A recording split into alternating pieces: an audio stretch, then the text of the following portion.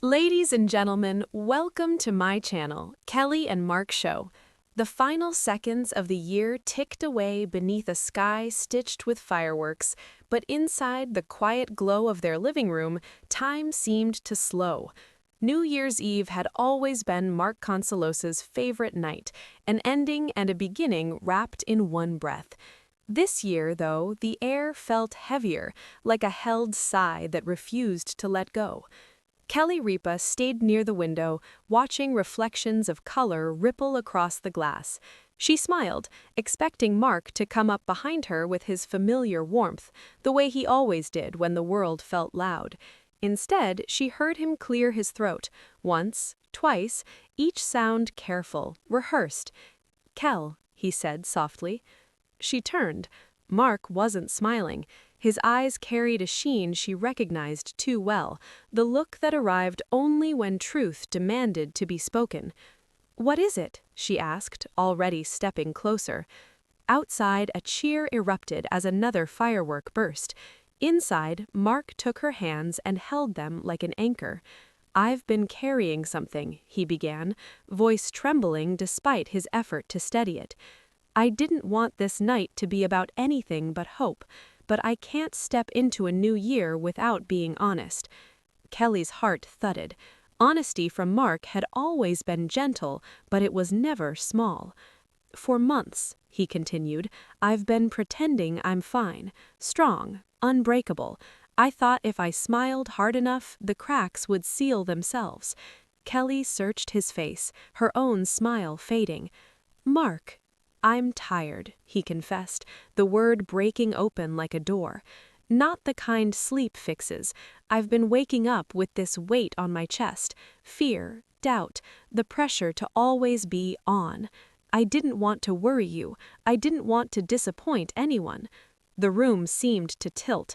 Kelly squeezed his hands tighter, as if the simple act could keep him from slipping away. "You could never disappoint me," she said, tears gathering without permission. He exhaled, a shuddering release. "I know, but knowing and believing are different things. I've been afraid to say out loud that I'm struggling." Silence settled between them, broken only by distant laughter from the street. Kelly's eyes brimmed over, a tear tracing a familiar path down her cheek. She reached up, cupping his face. "Thank you for telling me," she whispered. "Thank you for trusting me with this." Mark's shoulders sagged, relief washing through him. "I didn't want this to be sad news," he admitted, "but it is, and pretending otherwise was hurting us." Kelly pulled him into an embrace that felt like home.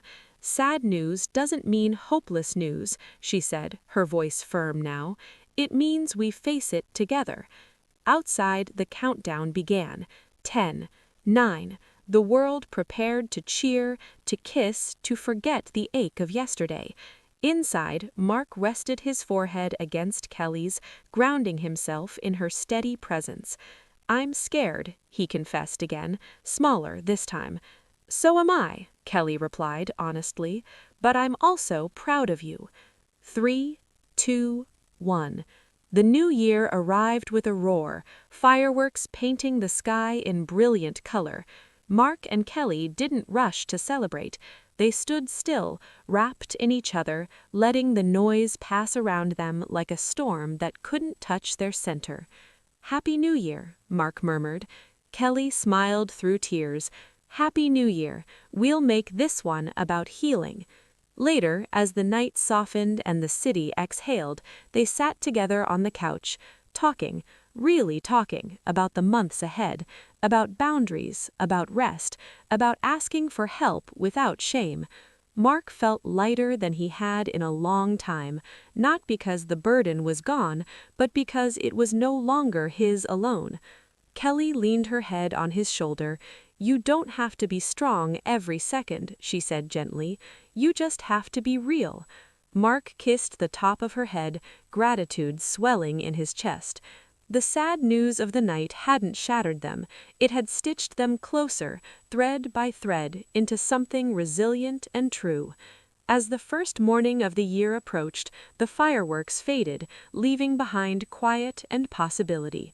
And in that quiet, Mark realized something profound.